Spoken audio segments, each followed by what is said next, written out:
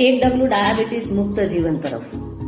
બાળકોના સ્વાસ્થ્યની વાત આવે ત્યારે મમ્મીઓ ખૂબ જ કેર કરે છે અને ધ્યાન રાખે છે, પણ મને એ વાત નથી સમજાતી કે જ્યારે શુગર ખવડાવવાની વાત આવે છે ત્યારે મમ્મીઓ બિંદાસ ખવડાવે છે. Chocolate, cake, pastry, ice cream, cold drink જેવી વસ્તુઓ તેમને રિવોર્ડના રૂપમાં આપવામાં આવે છે. પણ સાંભળો અને સમજો, શુગરની અંદર કોઈ પણ પ્રકારનું ન્યુટ્રિશન નથી જે તમારા બાળકના ડેવલપમેન્ટ અને ગ્રોથમાં મદદ કરે. શુગર છે એ બાળકના શરીર પર ફક્ત નેગેટિવ ઇમ્પેક્ટ જ પાડે છે. અને ભારત ડાયાબિટીક કેપિટલ છે એનું એક મોટું કારણ છે કે નાનપણથી ખૂબ જ મીઠું મીઠું ખવડાવવામાં આવે છે અને બાળકની અંદર સ્વીટ ટૂથ ડેવલપ થાય છે, જે મોટા થઈને પણ એને શુગરથી દૂર રહેવામાં અઘરું પડે છે.